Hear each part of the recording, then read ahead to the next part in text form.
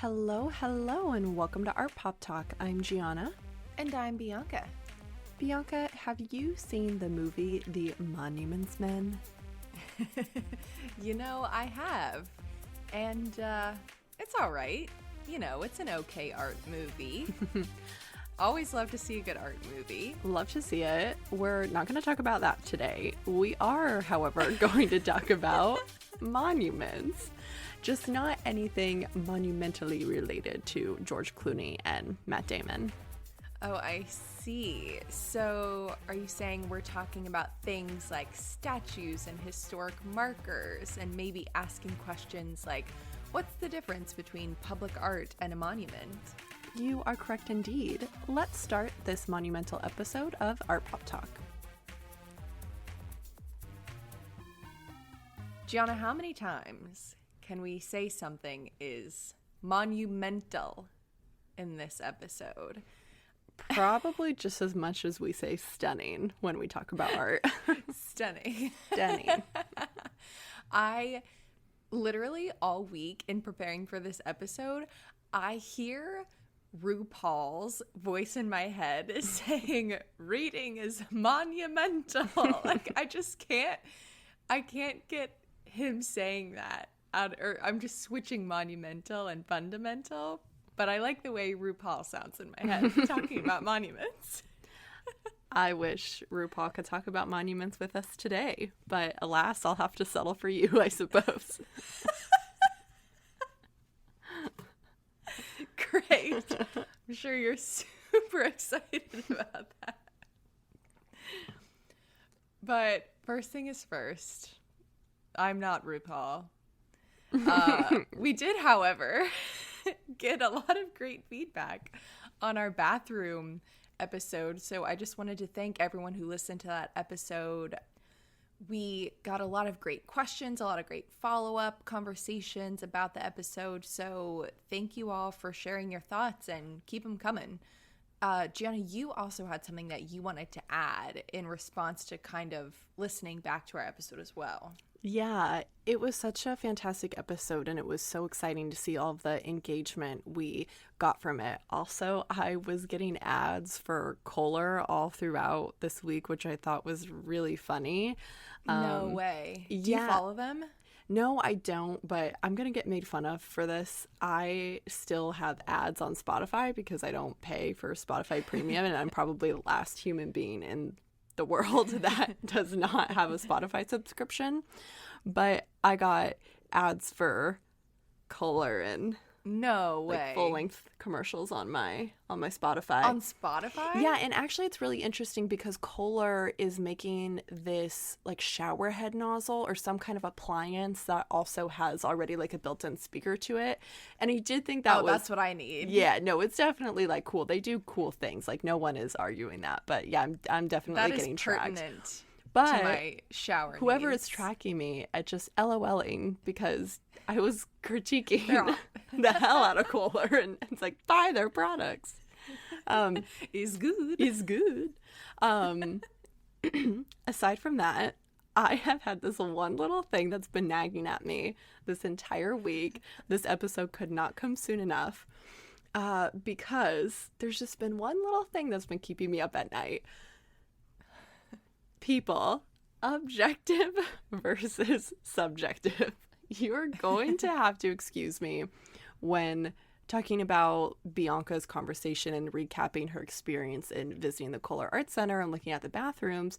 I kept saying over and over again how art was so objective, which in fairness, it is. And I think our conversation about the aesthetics and what we were visually seeing was pretty objective, but it is subjective in the way that you feel about that. So I do 10 embarrassing things a day, but when it comes down to little things like that, like that's what keeps me up at night. So I just needed to let everybody know how I was feeling about that. But it also spurred an interesting conversation that Bianca and I were having just about how we want to move forward and having more open conversations here on Art Pop Talk. So instead of just editing out my mistake, I rather just talk about it and also acknowledge that what's been keeping me up at night is because of how intimidating our field can be to talk about. And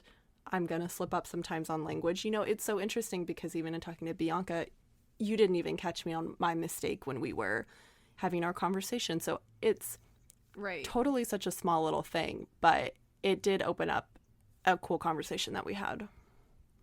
Yeah, definitely. And I was telling Gianna the reason that I didn't cut it out of the audio was because I thought your point was strong enough to where people would understand that you meant subjective instead of objective. But yeah, after Gianna and I were talking about it earlier, it just brought up this point again, which is why we love doing Art Pop Talk so much and having these conversations, because Gianna and I don't know everything when we go into a museum. We don't know everything when we're having a conversation about art with someone else who knows something about something that we don't. It's just working in this field perpetuates this idea that you have to be perfect. And I think that's also part of the work ethic that has been really interesting to kind of evaluate in America as we move through COVID and outside of that as well. But just the emphasis that we've had on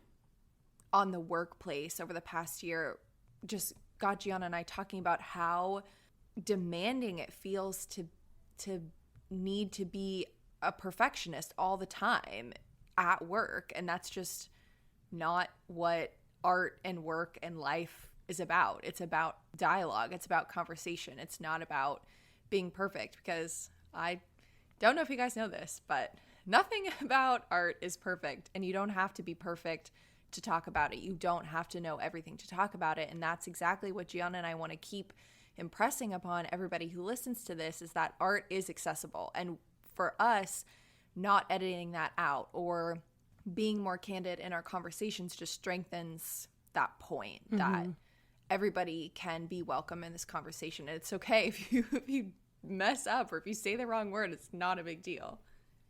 Speaking of slip-ups and mistakes and not knowing everything, Gianna and I also wanted to briefly acknowledge, looking back at our Oscars recap when we were talking about the Brad Pitt Ye Jun-yoon interaction.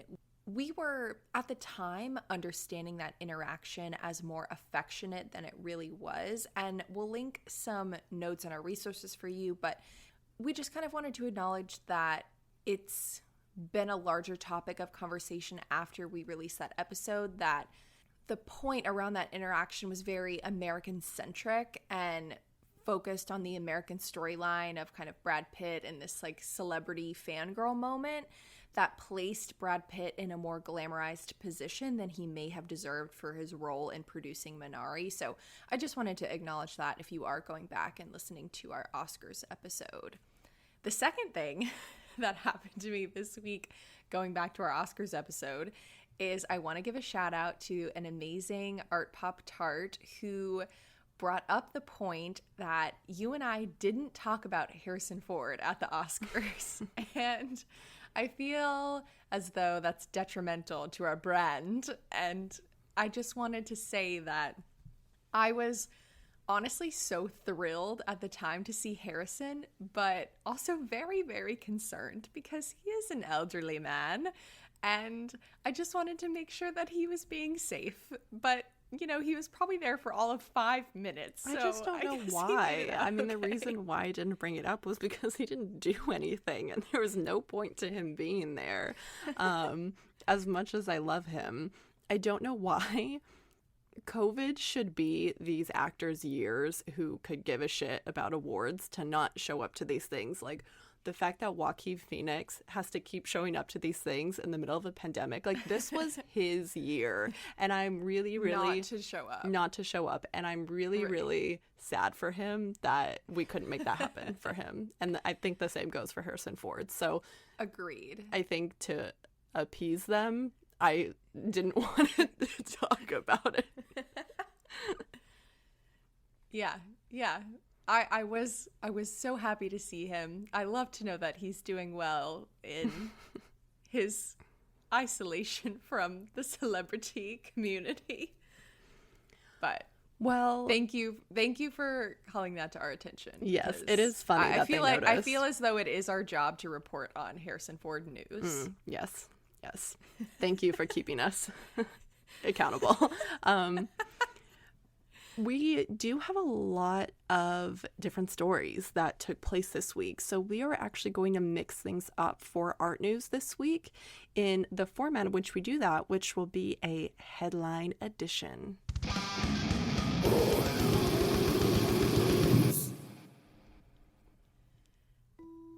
The Museum of Modern Art blocked protesters from entering the museum last Friday afternoon at the conclusion of a march designed to focus attention on what the demonstrators say is the undue influence of wealthy patrons on the cultural institution's value and programming. The museum said it was forced to shut the doors when protesters attempted to force their way into the museum. In response, museum security personnel closed the entrance in accordance with established safety protocols. Florence's Uffizi Gallery reopened last week after another government-imposed lockdown. After a 6-month closure for renovations, the second floor of the gallery, home to 15th to 17th century works of art by the likes of Titian, Caravaggio, and Tintoretto, has finally reopened. The area, which makes up half of the museum, has been under steady renovation since 2018. But there was a surprise in store for visitors. Not only are there 14 new rooms and 129 works of art newly on display, but the new Uffizi is allocating space to artists who have historically been excluded from the canon, women and people of color. Nice. Gotta go back to the Uffizi. There is a growing call to boycott the Hollywood Foreign Press Association. I guess finally. The group of almost 90 white people who control the Golden Globe Awards. The HFPA is also facing shocking ethical allegations about how it compensates its members. Cough, cough, we are looking at you, Emily in Paris. However, Netflix said in a statement, quote, "We're stopping any activities with your organization until more meaningful changes are made." Scarlett Johansson has also spoken out against this organization, saying that she's faced behavior that borders sexual harassment at their events. Do you have a But Coffee First shirt? A chevron throw pillow? Or a girl boss sparkly tumbler? Well, you might be chuggy. The youth, or specifically Gabby Rayson, age 23, a software developer in Los Angeles who coined the term, they've got a new word for you. It's not quite basic, which can describe someone who is a conformist or perhaps generic in their taste, and it's not quite uncool. It's not embarrassing or even always negative. Chuggy can be used broadly to describe someone who is out of date or trying too hard. It's not just a way to describe people. The Hype House, Golden Goose sneakers, anything associated with Barstool Sports, the Gucci belt from the 2012-2015 days, being really into sneaker culture, Ray Dunn pottery, and anything chevron. Welcome, Chuggy, to the visual world. We're excited to welcome you into art history. Those are the headlines for today. We'll link full-length articles for you on our resources page, which you can find by clicking the link found in this podcast episode's show notes, wherever you listen, and in our social media bio.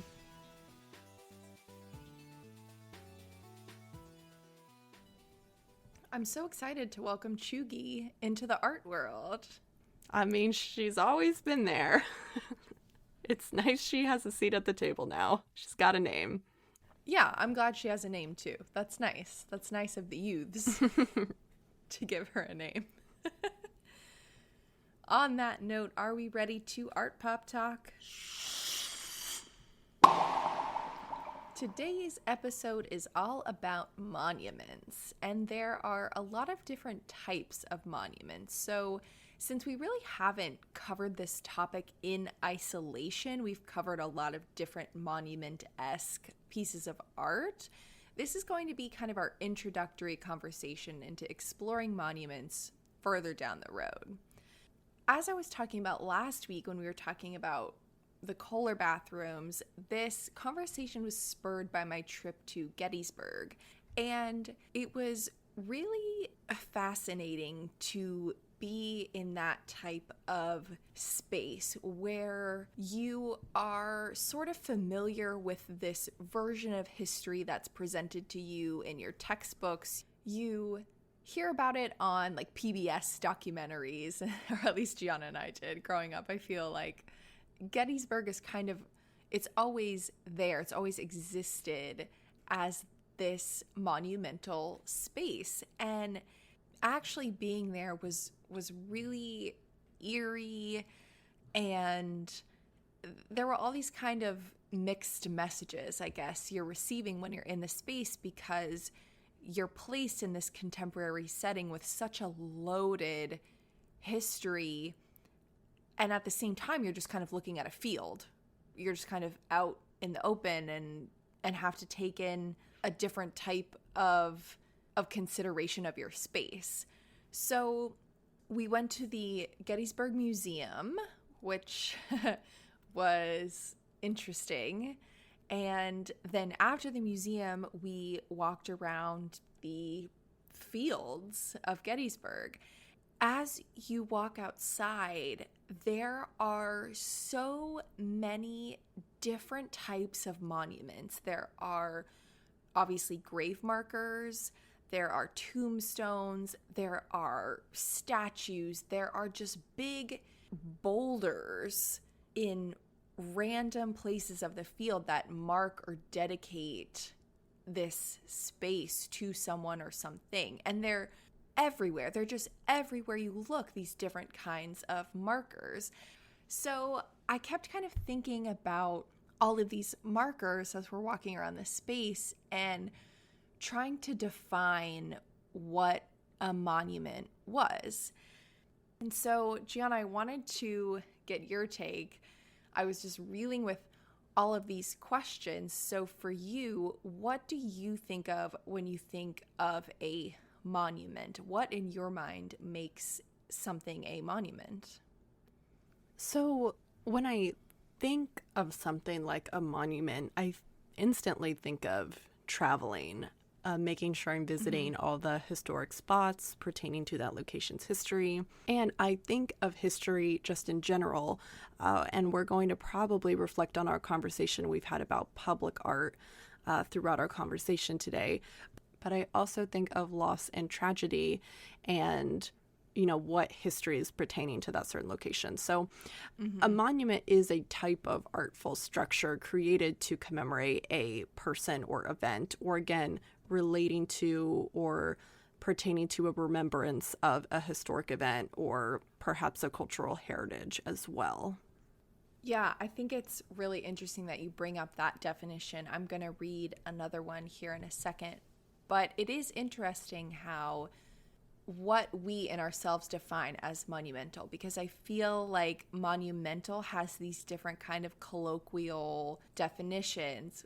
It feels like there are some monumental things that we speak of in everyday life that have a positive connotation, but anytime that we are talking about monuments in art, it feels kind of distorted, or it feels like it's not relevant to us. It feels like it's something to be experienced from a distance or something like that. Yeah. It doesn't feel like you can kind of grasp on easily to what the monument is conveying to you. Yeah, I wouldn't say that it's not necessarily not relevant. It's just that typically so much has to happen for a monument to take place. Therefore, a lot of time has presumably passed between the time you're experiencing it to the time of what moment we're commemorating. Right. So that's exactly what the art history babes say. And I'm going to read from the babes book, The Honest Art Dictionary, which is fantastic. Everybody should buy it. In it, they define monuments as, quote, an object created in a public space to commemorate an event or particular person. Monuments take on various forms. From sculpture to architectural sites, they have an extensive history. they provide a lot of insight into the historical period during which they were commissioned and constructed. Monuments are everywhere. And to your point, Gianna, a lot of the conversation around monuments over the past year has changed because of the social, political, and economic values that pass and change over time. And we'll get into this. You have the intent of the original monument or original artwork. We can think about these things in the same terms, but also contemporary moments in history continues to evolve. So therefore, the ways in which we view a monument, just as we view a work of art, is going to change. Who gets to decide the dominant value for erecting that monument? I mean, for all of the monuments and sculptures and statues that we've been talking about that have been taken down, that represented a group of people's value at the time. And it just is so tied into race, class, gender, all of these systems that are in place to put power in the hands of one person or one certain group of people, white men. And it's just interesting that we kind of have this definition of monuments as being guided by these values of the time that they were commemorated in, but that's not really how everybody experienced these values over time. There are always going to be people, no matter what the monument is, that don't like it, that don't agree with what it stands for, that don't think it should be there. I mean, just off the top of my head, I'm thinking about Mount Rushmore. Why are 4 white men carved into the side of a mountain? I don't know that it should be there, but at the time, someone was like, you know what's a great idea? Because it's so tied to the land. Is that ever going to be erased in a way, even though it doesn't reflect the people who live in this country and whose land they are carving out to make that piece? Particularly some of the monuments that we'll look at today actually got me thinking of earth art at the same time. Yes. So thinking about something like Mount Rushmore, which is literally carved into the face of a mountain, like that's also earth art. It's interesting to think about that in terms of all the fucked up things that have happened in American history. Not only is that created on stolen land, but you're using that land to, in particular, celebrate our founding fathers. Yeah, right. Quote unquote. Quote unquote. Yeah. Yeah, I was thinking about earth art a lot too and land art.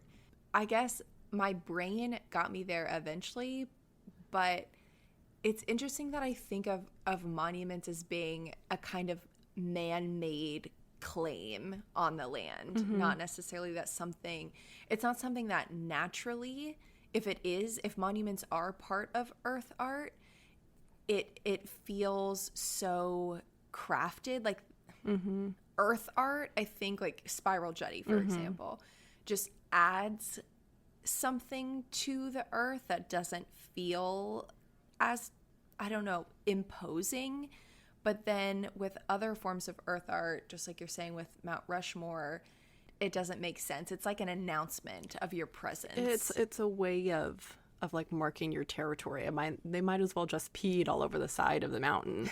But in the context, going back to your experience at Gettysburg, I have never been there, but I do find their act of preservation and just being able to have people walk that landscape and their lack of manipulation in that sense is actually really fascinating. I mean, there are so many historic destinations that, choose to preserve what is already there. I mean, we can talk about the numerous concentration camps and Holocaust memorials, or like the Berlin Wall Memorial that takes what has already been there and just works to preserve it and has made that into a sort of memorial. It's just like Gettysburg is, just using that vast landscape in that case. But it is interesting to think about. Yeah, that's a really great point. The idea of preservation as a monument is just as recognizable, and it has become an acceptable form of like a monument formula, just as other constructive spaces and architectures have become as well. So thinking about our own landscape of monuments that we grew up around, we grew up, as we've said, around Oklahoma City. So when we were thinking about this episode, Gianna and I inherently thought about the Oklahoma City Memorial Building. And if you've never been there, there was a bombing at the Alfred P. Murrah Federal Building on April 19th, 1995. And since then, they have erected a really incredible space.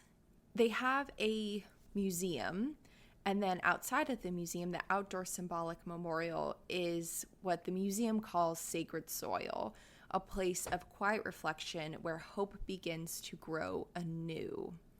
There is a field of empty chairs, a reflecting pool, and a rescuer's orchard.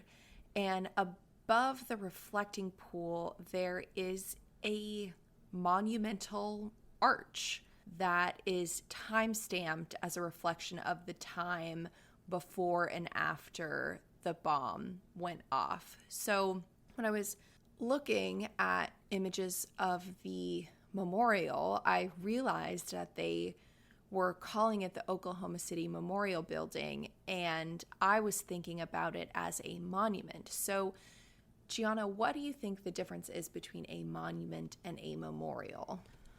For me, I think a lot of our conversation today is going to pertain around the action or involvement of the viewer.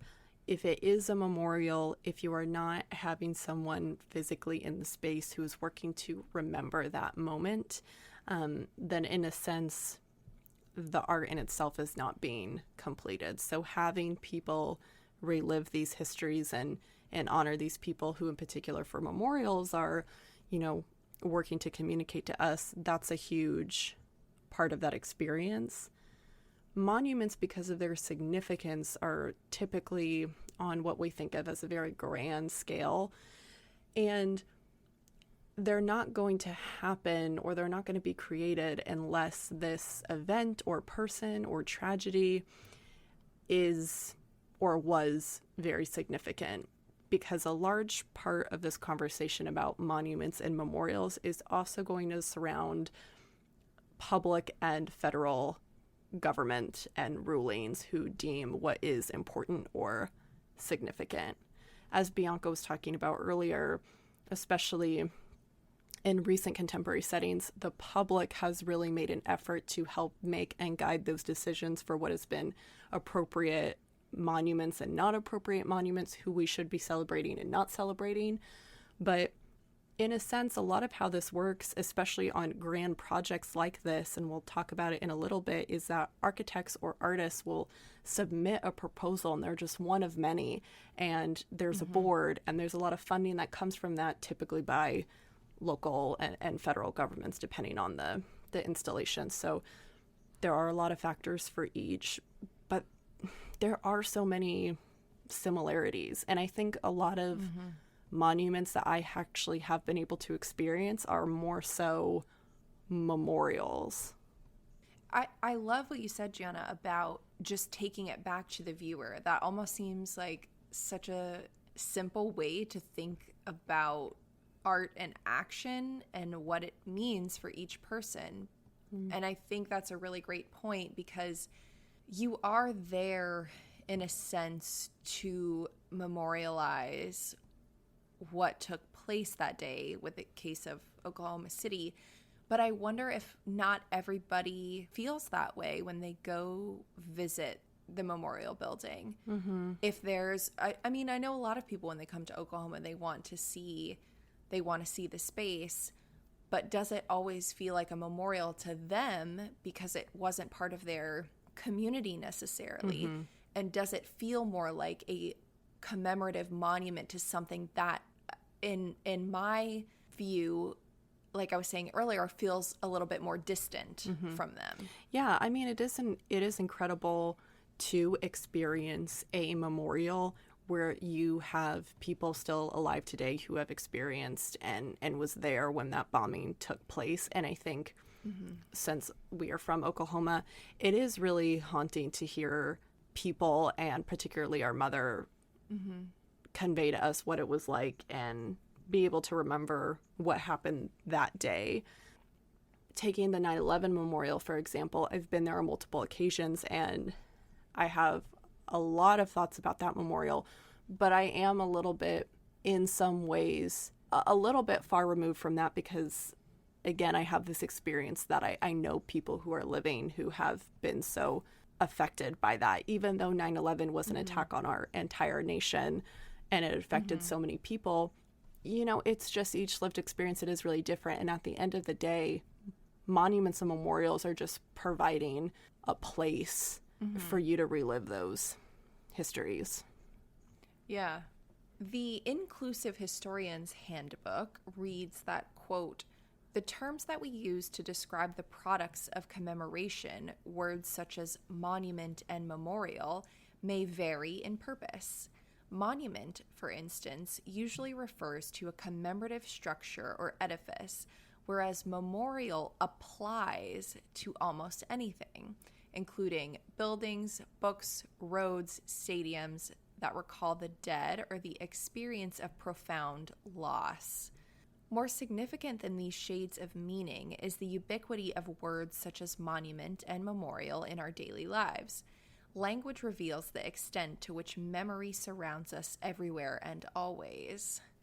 So I thought that was another definer for something like the field of art history and history, where we really don't always take the viewer and their experience into account when we're defining those terms. We look at it more, I think, on a factual and practical basis rather than an individualized basis, because it feels almost impossible to define something based on every person who might encounter it. Yeah. I think as well, kind of pinpointing this quote in the use of language and the act of the individual, there is something so unique about the Oklahoma City Memorial. There's an interesting physicality when it comes to each specific person who died that day, and because they are resembled by these chairs, and there's something very intimate about these sculptures, and what you have the whole monument in itself, but then you have each of these chairs representing a person. Or like other memorials like the 9/11 or the Vietnam Memorial, you're going to have the written names. Yeah, well, the names are written, I think the names are written on the chairs, but it's interesting that whenever you have that textual element, that's not really what we're seeing from afar. I mean, Gianna and I are looking at an image of the chair on the OKC Memorial Grounds right now, and I think I read that the names are there, but that's not what we see as a whole. What we see is this kind of mass grave. Yeah. That's represented in this kind of light, and we're not focusing on the individual, and for other people that may be different. If they did experience a loss, they may be kind of hyper fixated on that individual quality that it brings. And I think that's the same for the Vietnam Memorial. When you look at it from afar, as we'll talk about, it seems like a sculpture. But when you get up close, you do have obviously a very individualized presence with names being written on the work itself. It is interesting in doing the research prior to this and thinking about the intent of these architects and how they talk about how it looks from an aerial view or a whole view, and how that is so important to acknowledge, especially as an artist or an architect. But I think particularly these architects are challenged to think in different ways about how the visual perspective of a viewer will come into place. Kind of tying back into earth art and public art, the survivor tree for the Oklahoma City Memorial is really interesting. They have taken pods from this tree and they have planted them all over the Oklahoma landscape. Surprisingly enough, the retirement community and memory care facility in which I worked for a little bit after graduation, there was a survivor tree planted on that premises. And so you just never know when you're gonna come across one. And that is a really interesting way of showing how this affected the entire state and also kind of unifying the event and the tragedy at the same time. Mm-hmm. And it's interesting that we're going back to earth art and thinking about a positive mark on the land, like something like replanting a tree, because it doesn't announce itself. It doesn't stake a claim. It's just an acknowledgement of history without being so brash in its presence. It is. And this bombing and this monument here erected in Oklahoma City has, of course, affected the landscape of that particular space. But it's just another reminder and action that this has infected the entire state without doing it in a, it's also doing it in a sustainable way. But again, like you said, putting a hopeful spin on such a traumatic event and astonishing tragedy. Another part of the Oklahoma landscape that we're familiar with is the Tulsa Race Massacre monument in Tulsa. In Tulsa, close to the Arts District in the city area, there is the John Hope Franklin Reconciliation Park. So the park was dedicated in May of 2018, but it was a long-awaited result of the 2001 Oklahoma Commission to study the Tulsa Massacre of 1921. So we have talked about the Tulsa Race Massacre on Art Pop Talk. It is called the worst civic disturbance in American history. The park also tells the story of African Americans' role in building Oklahoma and thus being the long-delayed rendering of the full account of Oklahoma's history. So the park features a bronze work by the prominent Denver sculptor Ed Dwight, and the primary art elements are the Hope Plaza and the Tower of Reconciliation. The park's entry's 16-foot granite structure contains 3 larger-than-life bronze sculptures representing actual pictures from the 1921 massacre. So there's hostility, represented by a white man fully armed for assault, humiliation, represented by a black man with his hands raised in surrender, and hope, represented by the white director of the Red Cross holding a black baby. For the Tower of Reconciliation, at the center of the park, the 25-foot-tall memorial tower depicts the history of the African American struggle from Africa to America, from the migration of slaves with Native Americans on the Trail of Tears, the slave labor experience in the territories, the first Kansas-controlled volunteer infantry that won the Battle of Honey Springs to statehood, the immigration of free blacks into Oklahoma, and all black towns in Greenwood. It honors Bucksy Franklin, a prominent black attorney and Dr. Franklin's father, and other early Tulsa black leaders. John Hope Franklin Reconciliation Park continues as the American tradition for erecting memorials based on tragic events by giving voices to the untold stories of the 1921 Tulsa Race Massacre and the important role African Americans have played again in building Oklahoma. So what is the difference between public art and a monument then, as we get into this conversation a little bit more?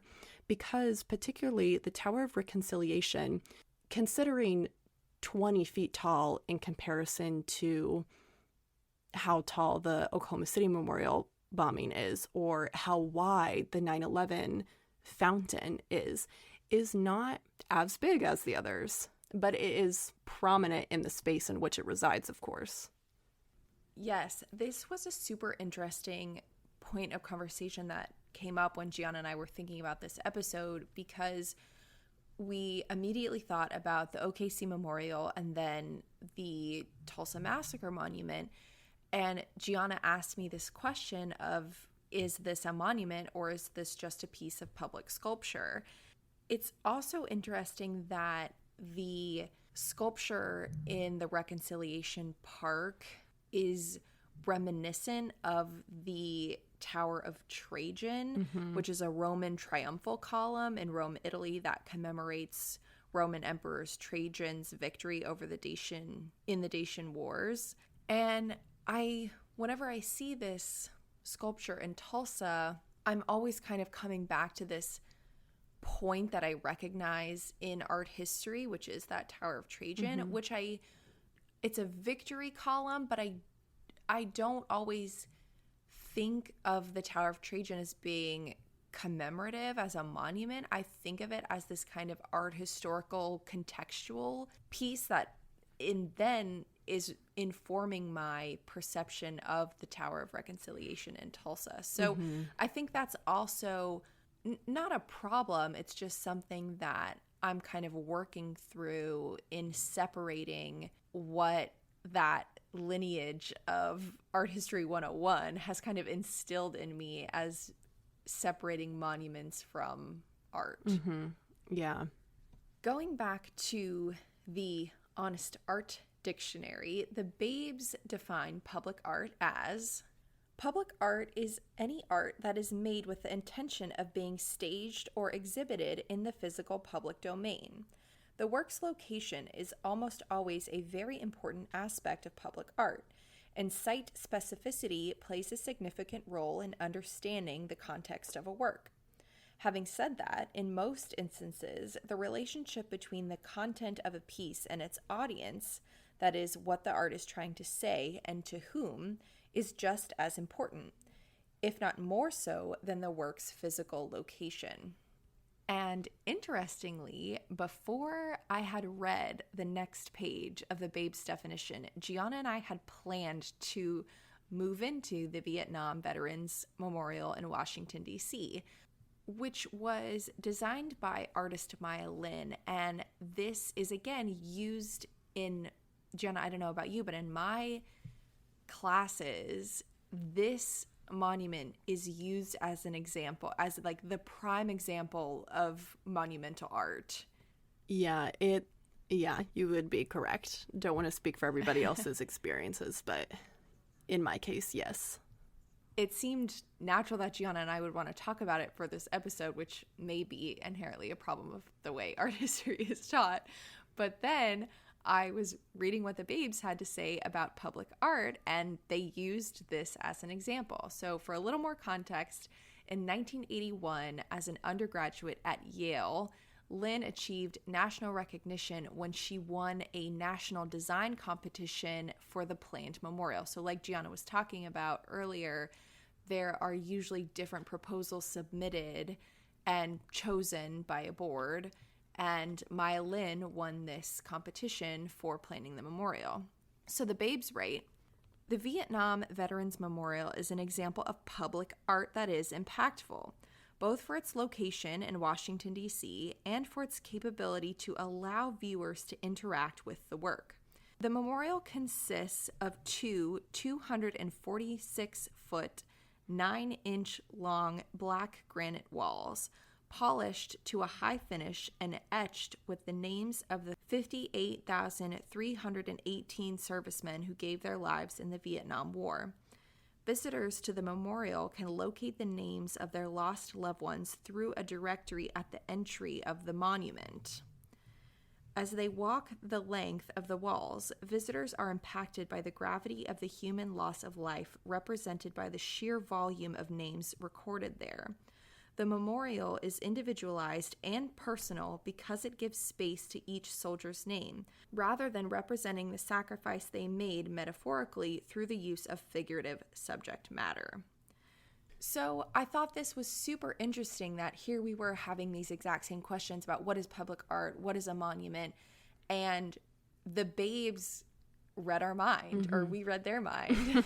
And that circumstance in itself, I think, kind of sums up this complexity of all the interworking connections of public art and monuments. And they cite monument in their description of public art as well. Yeah, that description is also really interesting in the sense that Maya Lin was deferring away from traditional monument that is tied to sculpture. However, it's interesting because part of this history, when we talk about the Vietnam Memorial, is the uproar from the public, and particularly those who were affiliated with the Vietnam War. But there ended up being a statue that was created as a compromise.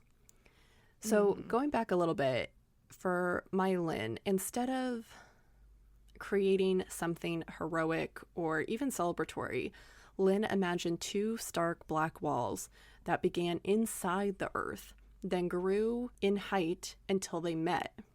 To quote Lynn, like a wound that is closed and healing. Creating a strong V-shaped wall designed to point towards the Lincoln and the Washington memorials would be inscribed with the names of the dead in chronological order. Lynn has stated that she just wanted to create something that was honest with people. She didn't want to make something that said they've just gone away for a while. To quote her, I wanted something that would just simply say they can never come back and they should be remembered. As Bianca said, this was a juried process, and Maya Lynn actually beat out one of her professors who gave her a B on this project.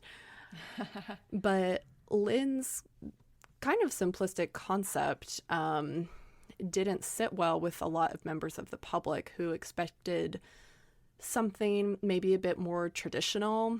And in kind of doing some research about this, some articles suggested, oh, you know, it needs to have pillars and monuments and sculptures and statues in this vein with other monuments that we see in this grandiose scale. The U.S. Commission of Fine Art, which was in charge of the final design, worked on a compromise. They did keep Lynn's original design, which is what we have now, but they did add a sculpture that had won third prize in the design competition, and it's by Frederick Elliott Hartz, and the statue is called Three Soldiers. It's located nearby Lynn's memorial, and you can see it, but in this picture that we're looking at, it is positioned in a way that's almost hidden or underneath these trees, and it is this kind of moment of action or contemplation from these three soldiers that we see like they are looking at something. I did found another unique photo that seemed to be taken from the soldiers' viewpoint, in which it looked as though they were looking at Lynn's memorial. So the placement of both is being conscious of the landscape, and I think it's fair to say that this sculpture is also considering that. So since they did implement it, I'm happy to see that at least there's that similar tone between the two. It's really interesting to see the sculpture next to Lynn's sculpture. Just looking at the two or thinking about the two, which one would you consider to be public art over the other? Would you take the sculpture that didn't win the prize in the first place to be a piece of public art where Lynn's is categorized as the monument or memorial next to it? And part of me does feel that way a little bit, because this work by Frederick Hart is also created as a cast bronze edition. And when I think of like a cast bronze statue, that seems pretty synonymous to other public works of figurative art. Lynn's memorial is also very contrasting. It's black granite that's very reflective, so that when you're reading these names, you're also viewing your own reflection. So there's not only this internal contemplation, but there's also that physical act of reflection. And we do see that as well in the Oklahoma City memorial with the beautiful pond of water that they created as well. So a lot of the same concepts, the reflecting pool, playing here as well. Yeah, it's interesting that you bring up reflection in the context of her piece as well, because I think going back to the beginning of our conversation, it places the viewer inside the artwork. It gives them that added experience, especially with concepts like reflection that you otherwise might leave without kind of engaging yourself in the piece at all. So in that sense, I think the reflection for me is that kind of key point that gives it that edge into public art. I'm not saying it's not public art, just in when I initially think of the two, and maybe they shouldn't be compared in the first place, but comparing the sculpture and the Vietnam Memorial, that act of reflection just kind of flips it for me, where public art seems, in my mind, something that is a little bit more joyous for some reason. I think of public art as being something that's meant to be fun and engaging, but putting yourself within this piece gives it that for me, I guess. The last thing that I'll say about Lynn's memorial as well, going back to our third concept for today, which is earth art, it is physically set up and designed as if it is scarring the landscape. And so that conceptual notion of scarring and healing, but having it in this permanent and perpetual state of uprooting the earth is pretty interesting. And I will say, going back to the statue, it is hard not to compare the two, especially when it was put in there as a consolation of sorts. Breaking down the formula of monuments and memorials and how Lynn kind of differs from a traditional visual trajectory of what we see with memorials, I wanted to talk about the Holocaust Memorial to the Murdered Jews of Europe, created by Peter Eisenman, a New York architect, in 1999. The memorial was ceremonially opened in 2005. So Bianca and I were able to visit this memorial when we were in Berlin in the summer of 2019, but I wanted to read this description from the memorial's website. On a site covering 19,000 square meters, Eisenman placed 2,711 concrete slabs of different heights. The area is open day and night, and from all four sides you can fully immerse yourself in the fully accessible spatial structure. The memorial is on a slight slope, and its wave-like form is different wherever you stand. The uneven concrete floor gives many visitors a moment of giddiness or even uncertainty. Its openness and abstractiveness gives you space to confront the topic in your own personal way. The sheer size of the installation and its lack of central point of remembrance calls into question the conventional concepts of a memorial. This creates a space of remembrance, but not with the usual means. So I thought this was very important because not only is the structure of this memorial challenging monuments physically, but also the ways in which we write about them and experience this memorial is being challenged. So before I get into it a little bit more, Bianca, I just wanted to hear your perspectives and your thoughts from when we did visit this memorial. Yeah, I think out of all of the memorials and monuments that we've talked about throughout this episode, experiencing this one was the most immersive I've ever physically felt within a monumental or memorial space. You know, we were talking about reflection, we were talking about the landscape of spaces and how you can kind of walk around them, but with the Memorial to the Murdered Jews of Europe, you are embedded within this architecture with a point of kind of no return. You can either be, as you were describing, on the slope where you're up high and you can see almost the entire memorial in your view, but then a second later you have sloped so far down that you can't see your way out. It's like this maze. I think that not only speaks to the uniqueness of the physical piece as a monument, how different it is from any other type of experience that I've had with this type of work, but as we'll talk about, it creates this lived experience, which is just, it's unlike any other, both emotionally and physically. I also wanted to share this passage from Eisenman's architecture website because from my understanding and experience with this monument, Eisenman is not only challenging these constructs of what a monument must be like, but he's also a little bit ambiguous about some of the decisions and concepts as play.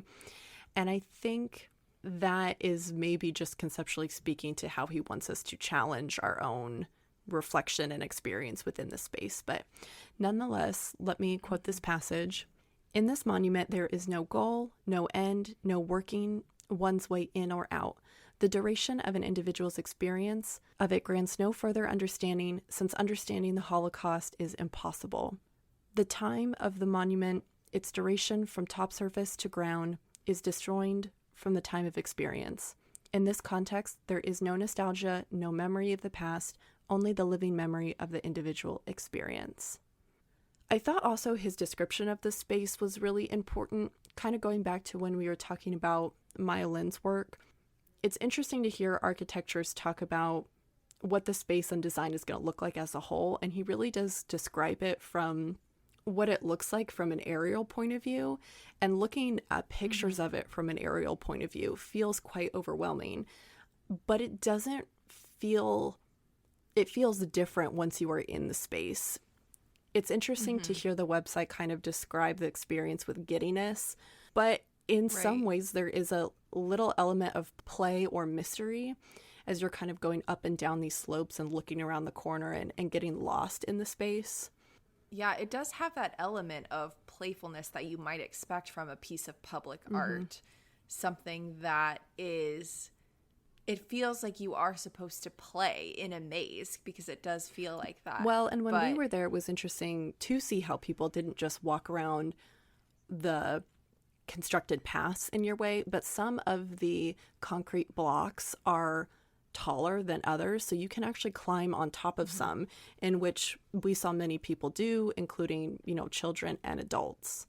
The interesting thing about this memorial is that I think it is also challenging location, maybe in ways that the Oklahoma City Memorial or the 9/11 Memorial does very specifically, because the Holocaust affected Europe in its entirety and so many other countries.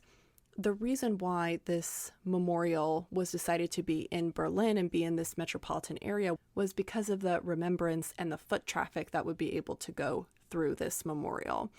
There are many site-specific memorials and works of art and installations, particularly in Germany. When I think of the Berlin Memorial, or even some of the other concentration camps, of course, those are very site-specific, and there are reasons why those are site-specific to preserve history. But it's very important to kind of understand the location of this and how Eisenman and most likely local government decided to put it in this very metropolitan area. I think it also speaks to how the architecture and layout of Berlin is so different because everything was so destroyed, and it feels like a very new city or new metropolitan area. It's quite interesting. I don't know how to almost describe it. Your point about place makes a lot of sense, that it's interesting how, yes, site specificity is generally important to monuments and memorials, but how can you create an entire memorial for something of this gravity that affected an entire continent, let alone the world?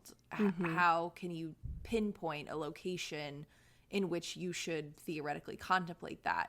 But I think this end quote really wraps up our conversation, where the architect says, in this context, there's no nostalgia, no memory of the past, only the living memory of the individual experience. And we've been coming back this whole episode to, I think, really honing in on that idea of the individual experience. Monuments and memorials maybe aren't so much about that nostalgia, that memory that we are told to be reminded of, but of the experience of the individual in the moment. And I think that's a really interesting way to start reframing and thinking about how we talk about these structures.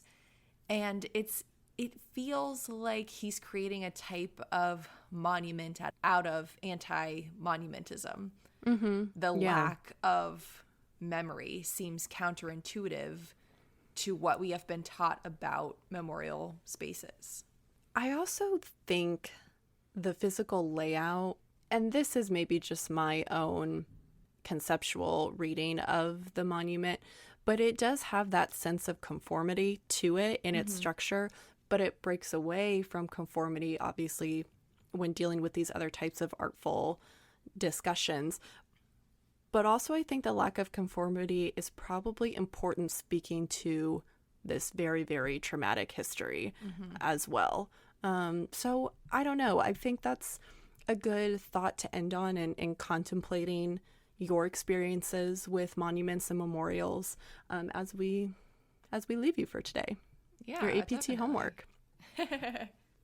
Before we do go, we did want to say our thank yous and our goodbyes to our amazing production assistant and OGPA, Audrey Kaminsky. Audrey is starting her own upcycled fashion brand called Timmery, and we are so excited for her. We couldn't be more proud and excited to watch her do more amazing things because she's done so many freaking fantastic things for Art Pop Talk and helping us get this up off the ground, and we are forever grateful to her. Audrey worked so hard behind the scenes to bring all of you listeners Art Pop Talk. She worked so hard on the business side of things, and we are a registered LLC because of Audrey. And I just can't thank her enough for everything she taught us about starting a small business. And she did all of this for free. And I'll say it again, I wish I could have paid her for her time. But you know what? When Timmery and APT start reeling in that money, Timmery's going to be a sponsor of Art Pop Talk, and I hope that we can, return the favor with all the hard work that she did. She's so deserving of it, and I'm so excited for everyone to check out Timmery. I will link it in our show notes for you so that you can get ready to do some shopping soon and upcycle your fashion. Yay! Just a friendly reminder that you can always leave us a review on Apple Podcasts, give us a star rating if you'd like as well, and of course, turn all your friends into little Art Pop Tarts.